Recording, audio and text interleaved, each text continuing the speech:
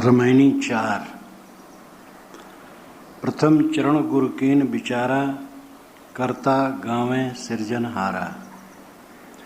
कर्महि कह के जग बौराया, शक्ति भक्ति कह बांधिन माया।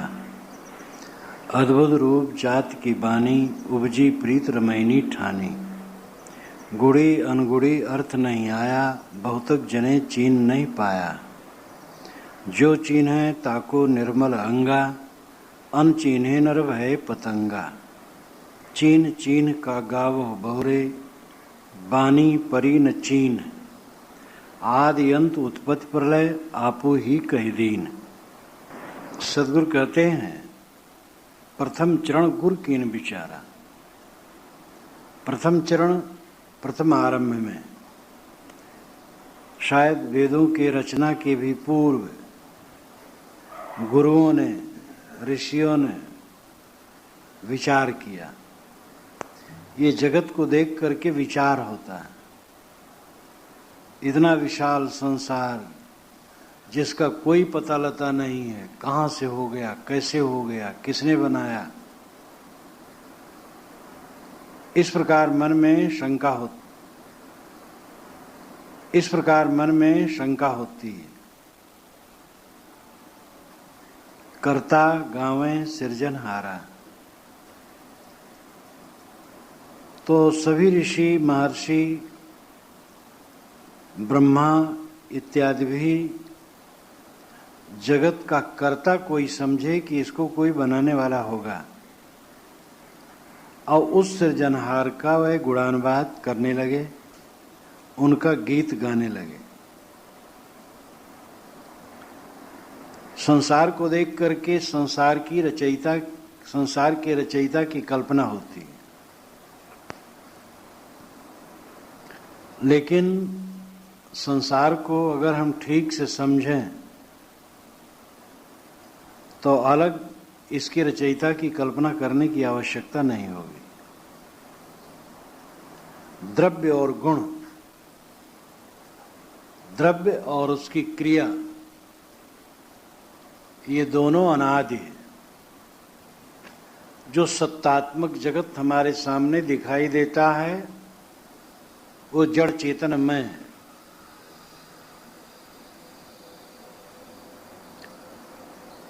जड़ में अपने गुणधर्म हैं, चेतन में अपने गुणधर्म हैं, और उनके गुणधर्मों से जगत सदा है।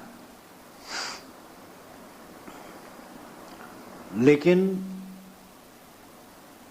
आदमी मेहनत नहीं करना चाहता है, श्रम नहीं करना चाहता है। सहज ही एक कल्पना की स्थापना कर लेता है।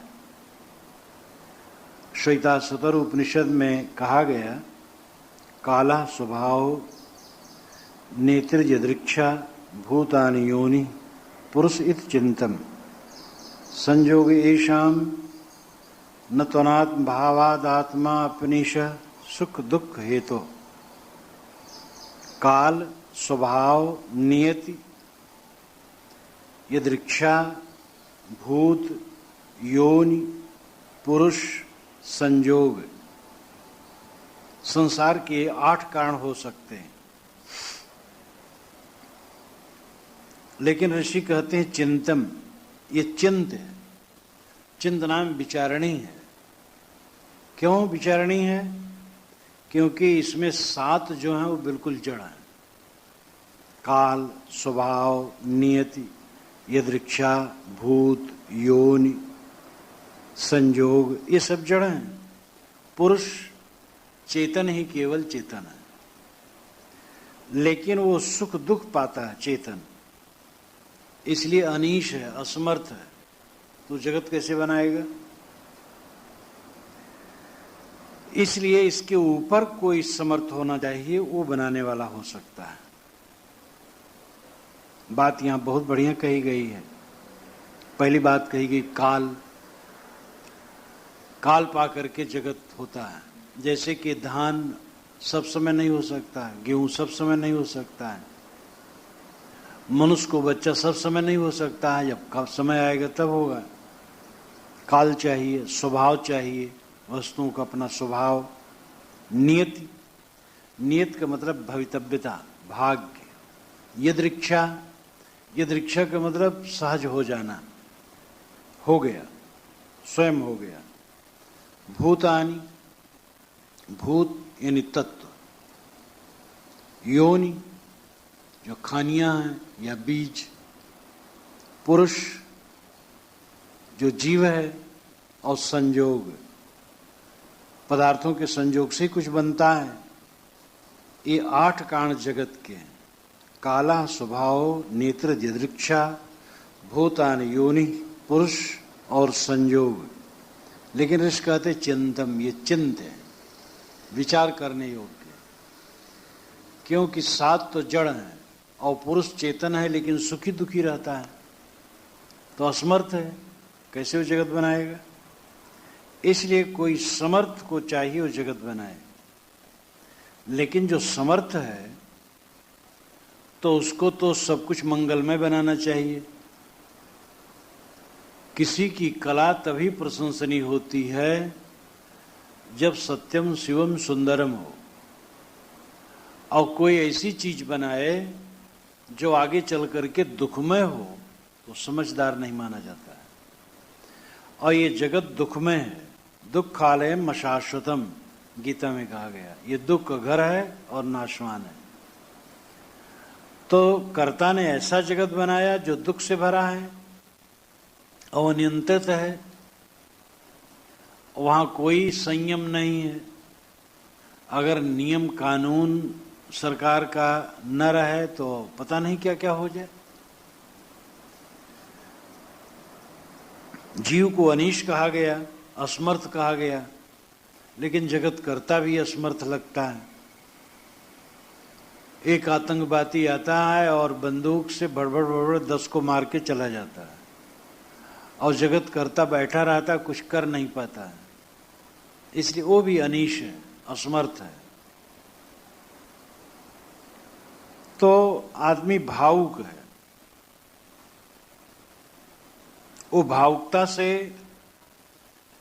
लीलावत कैवल्यम, वेदांत में कहा गया कि केवल लीला के लिए संसार को ईश्वर ने बनाया। क्योंकि रचना जब कोई करता है तो रचना में हेतु होता है। अप्राप्त की प्राप्ति की इच्छा, अज्ञात के ज्ञात की इच्छा। लेकिन कर्ता को न कुछ अप्राप्त है न अज्ञात है, वो क्यों बनाए। अगर कहो करुणा से बनाया तो जगत था ही नहीं, करुणा किस पर किया उसने। और अगर जगत बनने के बाद करुणा हुई तब फिर जगत क्या बनाया। इसीलिए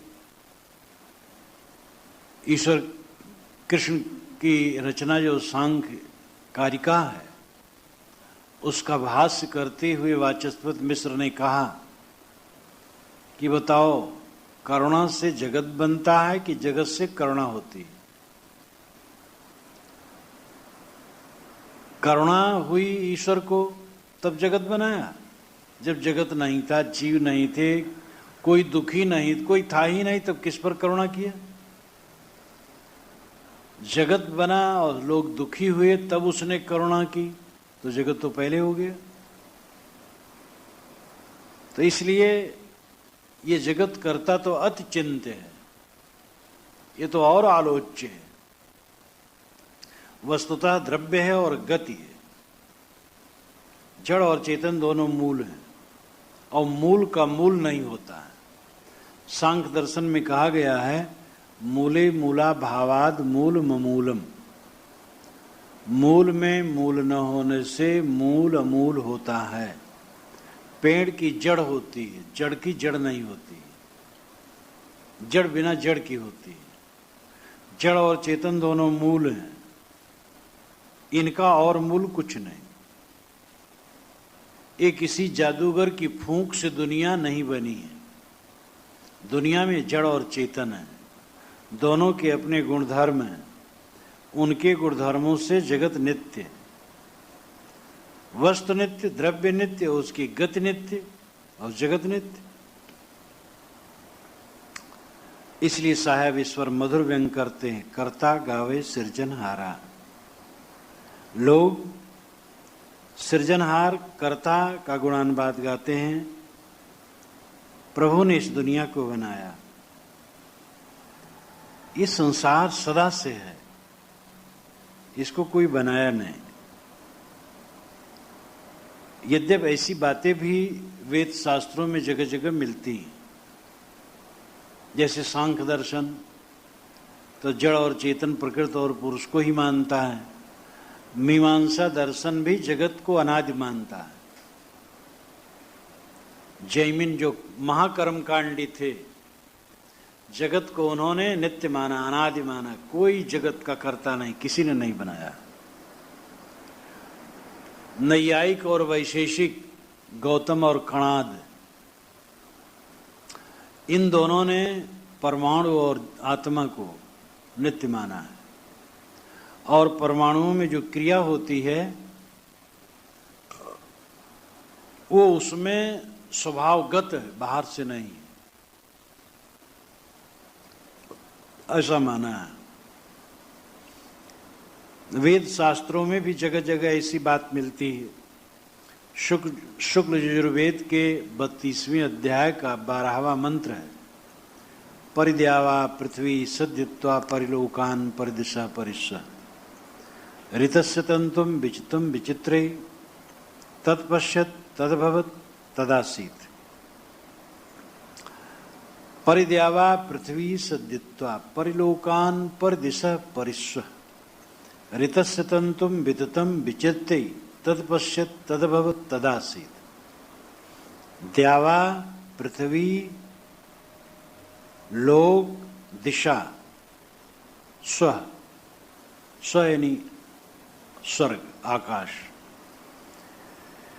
ये सब मेरे पर लगाते हैं। परिविशेषण, परिणाम समग्रता, सारी पृथ्वियां, सारे लोक, सारी दिशाएं, सारा अंतरिक्ष। ऋतस्य तंतुम विततम, ऋत के तंतु से पूर्ण, ऋत नाम नियम। ऋग्वेद में ऋत की बड़ी चर्चा है। ऋत के 3 अर्थ हैं। यज्ञ के विधि विधान ऋत है। यज्ञ में, किस यज्ञ में कितना लंबा चौड़ा आकार वेदी का हो, कितनी खूटियां गाड़ी जाए, कितनी रस्सियों से घेरा जाए, ब्रह्मा कहाँ बैठेगा, सोमरस का कलश कहाँ रखा जाएगा, वो सारा विधान है, उसको ऋत कहते हैं। ये बहुत स्थूल अर्थ है। आगे 2 अर्थ जो ऋत का है वो ब्रह्मांड के नियम है और मनुष्य के नैतिकता के नियम है। जो ब्रह्मांड, जिस नियम से ब्रह्मांड चलता है वो ऋत है, और जिस नियम से मनुष्य में नैतिकता उत्पन्न होती है और रहती है वो ऋत है। ये मार्मिक है। तो ऋत से सारा संसार चलता है, नियमों से चलता है। फूल खिलता है, कैसे फूल खिलते हैं? नियम से।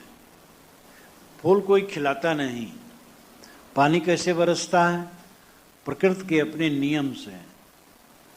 पानी कोई देवता बरसाता नहीं। प्रकृति में अपने नियम है, गुणधर्म है, और जो जिसमें गुणधर्म है वही होगा। कटहल से आम का फल नहीं हो सकता, और आम के पेड़ में नींबू कहीं नहीं लग सकता है। इसलिए नियम है, ऋत है। ऋतस्य तंतुम विततम, ऋत के तंतु सर्वत्र, विततम नाम परिपूर्ण। लेकिन ऋषि कहते विचिरते, विचित्र नाम चीर देना। विवेकवान पुरुष उस नियम को भी पार करके आत्मबोध में पहुंच जाते हैं। तब तत्पश्यत तद्भवत तदासीत, उसको देख लेते हैं, वही हो जाते हैं, वही हैं ही। ये 3 बातें इसमें अंतिम में आत्मज्ञान के लिए बड़ी महत्वपूर्ण है। तत्पश्यत, उसको देख लेता है। जब ऋतु को चीर दिया, प्रकृति को भेद दिया, ये दृश्यमान जगत से अपना चित्त ऊपर उठा लिया, इसका अर्थ हुआ। तो तत्पश्चात उसको देख लिया। अब उसको देख लिया तो तत् तो अन्य पुरुष है, तो कोई अलग होगा। तो ऋषि कहते हैं तद्भवत, वही हो गया। लेकिन होना भी नकल है, कोई थानेदार हो जाए तो रिटायर्ड हो जाएगा। तो अंत में ऋषि कहता है तदासीत, वही है ही। ये कथन की 3 उड़ानें हैं और इसका अर्थ है कि सब बोध देना, भाई तुम साधना करो, मोह छोड़ो, भगवान के दर्शन पाओगे। फिर कुछ समझा आदमी, अरे तुम भगवान ही हो जाओगे। और समझा तो ऋषि ने कहा, अरे तू ही भगवान है, हो क्या जाएगा। तो धीरे धीरे सहारे से बोध देने का एक क्रम लगता है। तत्पश्चात तद्भवत तदासीत। वेद शास्त्रों में ऐसे ऐसे सूत्र बिखरे हैं। सदगुरु कबीर का जो विवेक ज्ञान है, हर जगह तर्कपूर्ण चिंतन है, ऐसे सूत्र वेद शास्त्रों में भी जगह जगह बिखरे हैं। लेकिन वो थोड़े और जंजाल बहुत है। तो बहुत जंजाल के बीच में सत्य थोड़ा जो रहता है, उसी में दब जाता है। इसलिए निर्णय लोग नहीं कर पाते। अब रामायण ही पढ़ते, मानस ही पढ़ते हैं। कर्म प्रधान विश्व रच राखा, जो जस करे सो तस फल चाखा। कितनी बढ़िया बात है। कर्म प्रधान है विश्व में, और जो जैसा करेगा फल चखेगा। लेकिन अखंड रामायण के पाठ में इसका संपुट कोई नहीं रखता है।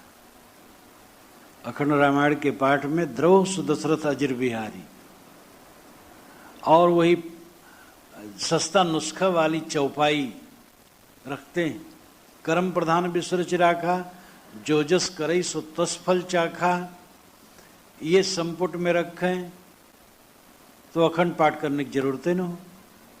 अखंड पाठ तो किसी कामना से करते हैं, यद्यपि उससे कामना पूरी उरी नहीं होती, लेकिन भ्रम है। तो अब ये बात, कर्म प्रधान विश्व रच राखा, दैव दैव आलसी पुकारा, कादर मन कर एक आधारा। एक कादर मन का है आधार, दैव दैव दैव कुछ नहीं। मेहनती बनो, श्रमशील बनो। अब ये सब बातें धारदार हैं। लेकिन बोले बिहस महेश पुन ज्ञानी मूढ़ न कोय, जय क्षण रघुपत जस करे तय क्षण तैसन हो। सब चौपट हो गए। अब रघुपत जैसे करे तैसे होगा, चुपचाप बैठो। और ऐसी बातें बारंबार हैं। निर्णय की बातें कहीं हैं। सबके अंदर में वही साक्षी तत्व बैठा है, और सब मानव का हृदय विवेक प्रधान है। इसलिए सत्य बातें तो समय समय से सबसे निकलती, लेकिन फिर असत्य से वो ढक जाती। इसलिए निर्णय नहीं होता है। कबीर साहब ने एक तरफ से निर्णय कहा, विपरीत बातें नहीं कही। तो कर्ता गावें सृजनहारा, सृजनहार के गीत लोग गाते रहते हैं। कर्में कह के जग बौराया, कर्म कर कर के पंडितों ने जगत को बौरा दिया। कर्में करके मतलब कर्मकांड, हवन तर्पण। और कर्म तो करनी चाहिए, मेहनत श्रम। हवन तर्पण, हवन करने से ये होगा, वो होगा, वो होगा।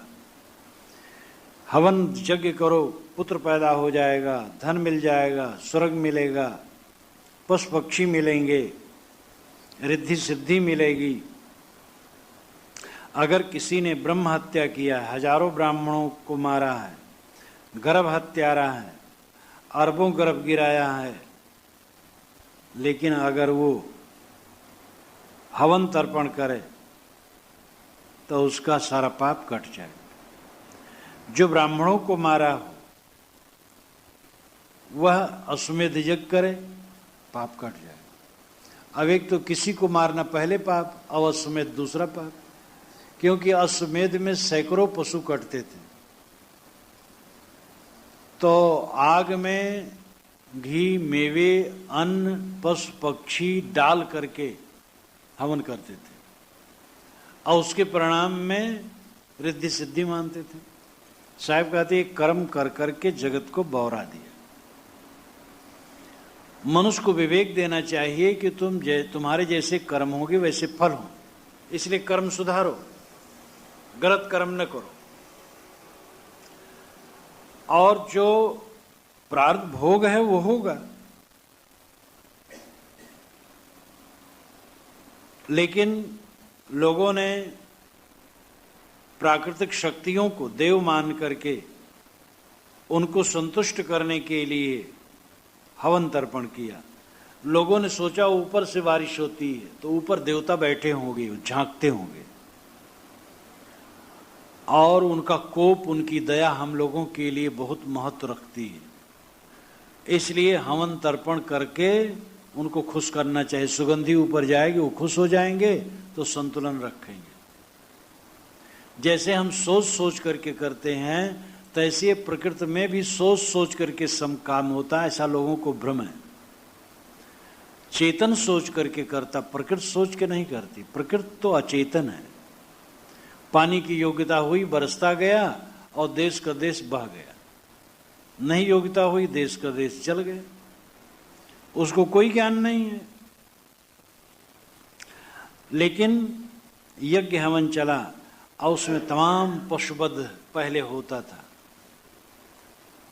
धर्म के नाम पर। साहब कहते ये बौरा देना, पगला देना, कर्मकांड के नाम पर उलझा देना। और इतना इतना टोना टुटका है। बस बच्चा पैदा हुआ तो धनी मानी है, सवर्ण है, पुरोहित को बुलाए, पुरोहित ने कहा मूल गणंत में पढ़ा, 27 पढ़ा, इतने ब्राह्मण आकर के जप करें, और उसमें भी देख लेते कैसे हैं। धनी मानी आदमी है तो इतने ब्राह्मण चाहिए, गरीब है तो कहते एक ब्राह्मण से काम चल जाएगा, वो भी चतुर होते हैं, और जब करेंगे तब ये हो जाएगा। अब एक लड़का पैदा हुआ, मासूम निर्मल बेचारा, कोई पाप नहीं किया, लेकिन पंडित बता दिए कि 27 पड़ गया है, इसलिए पिता उसका मुंह न देखे 27 दिन तक। माता को भी कह देते, लेकिन क्या करें, वो जानते हैं माता के गोद में बच्चा है। जिसने पैदा किया वो तो मुंह देखे, और पिता ने पैदा नहीं किया वो मुंह न देखे। ये कर्म कांड का चक्कर ऐसा है। काशी में एक सेठ के चौथे तल्ले पर पानी नगर पालिका का नहीं चढ़ता था, तो उन्होंने एक पंडित से पूछा, तो पंडित ने कहा कि गंगा के रेत में 12 ब्राह्मणों को भोजन करा दीजिए, हलवा पूड़ी का, और जूता छाता और दक्षिणा वस्त्र दे दीजिए, पानी चढ़ जाएगा। तो उन्होंने सब तैयारी करके गंगा के रेत में, काशी की बात है, गंगा के रेत में गए, 12 ब्राह्मणों को खिलाए, दक्षिणा दिए, पानी नहीं चढ़ा। अब ब्राह्मणों का पेट कोई ऐसा तो ना, टंकी उनकी तो थी नहीं, उसमें जब दाल भात पूरी सब्जी डालोगे तो प्रेशर बढ़ जाएगा, ऊपर चढ़ जाएगा। फिर वैसे रह गया। जब मैं गया तो उनकी पत्नी सेठानी ने कहा, देखो साहब, इस सेठ जी की ये बात है, इतना भी ये नहीं समझ पाते हैं, तो क्या कहा जाए।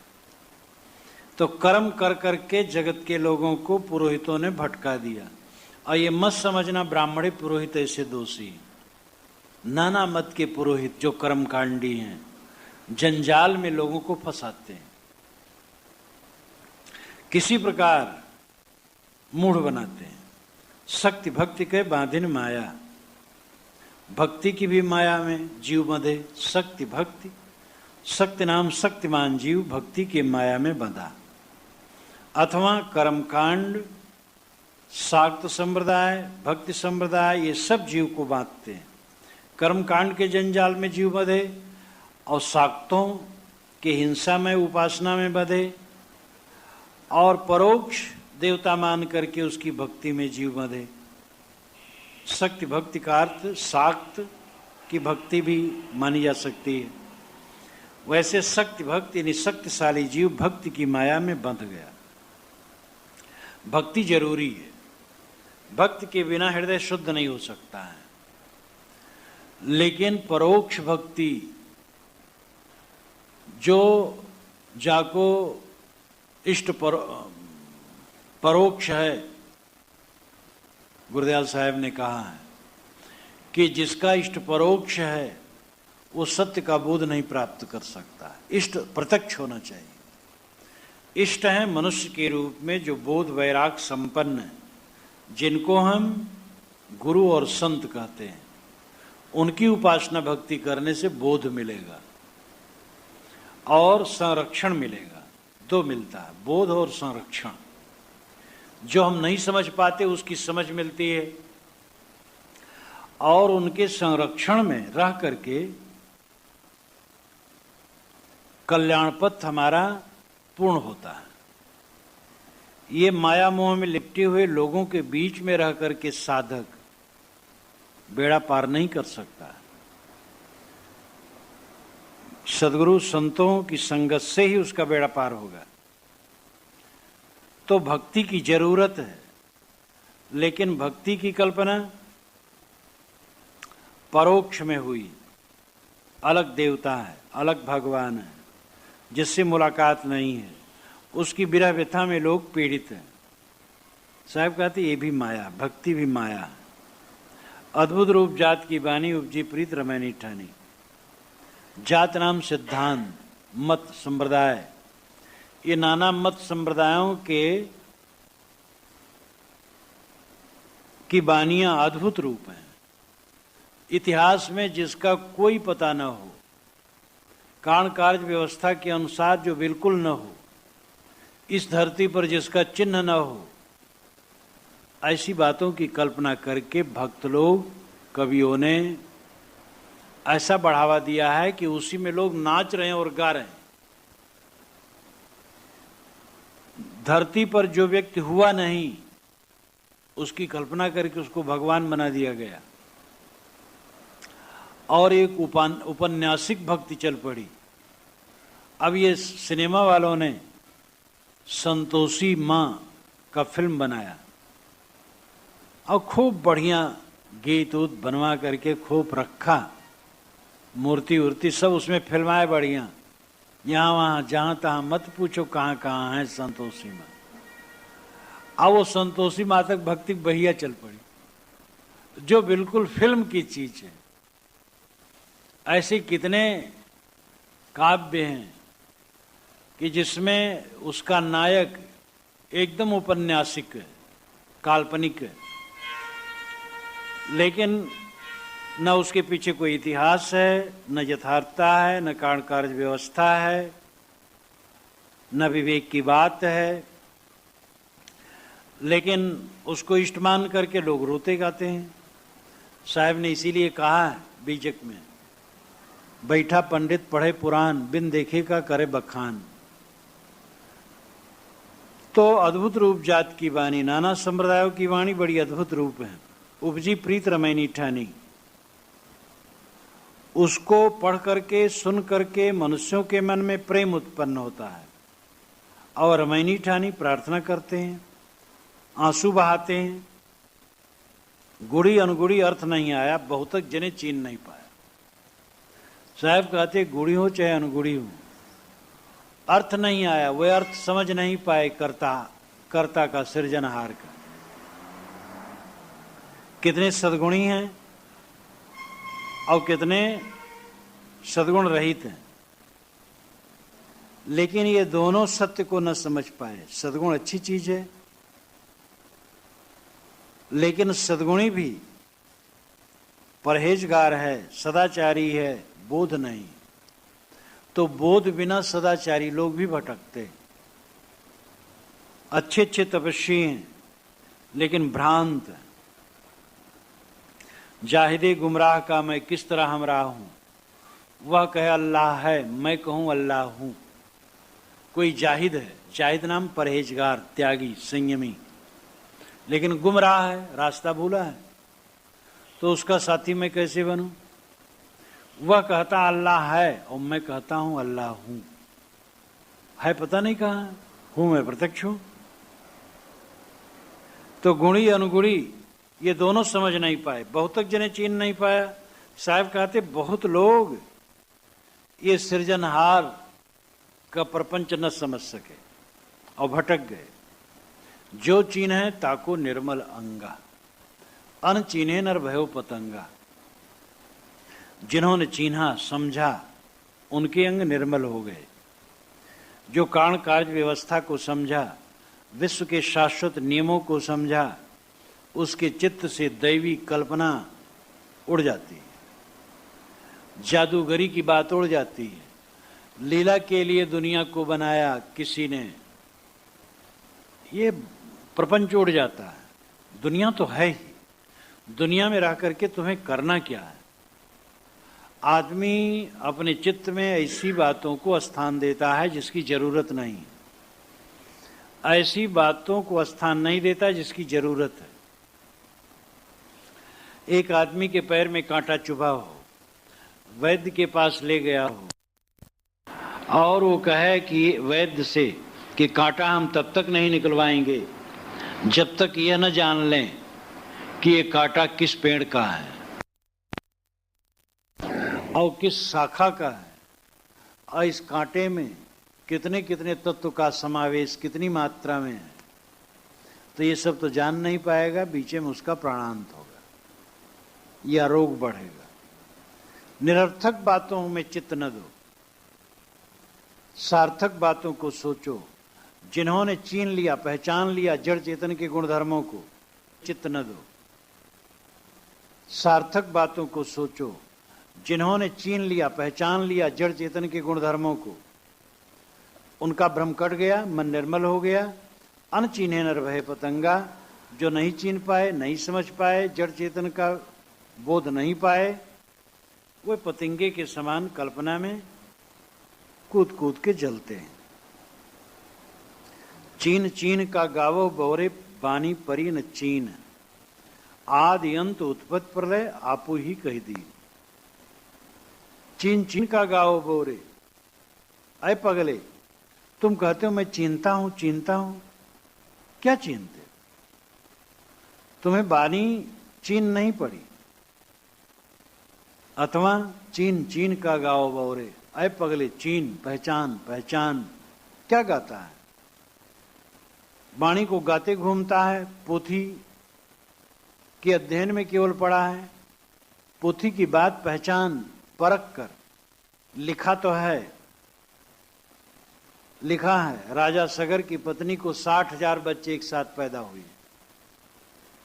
लेकिन उसको पहचान तो, क्या ऐसा सृष्टि क्रम है? हनुमान जी सूरज निकल गए, क्या ये संभव है? पृथ्वी से 13 लाख गुना बड़ा सूरज, दहकता आग का पिंड, हनुमान जी कैसे निकल जाएंगे? पहचानो, समझो, वाणी को समझो।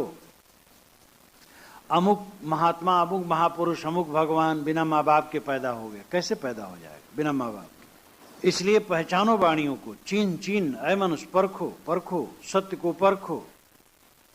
क्या गाते हो? वाणी तुम्हें पहचानने में नहीं आई, तुम मान लेते हो महापुरुष ने कहा है। चीन अय मनुष्य परखो परखो, सत्य को परखो।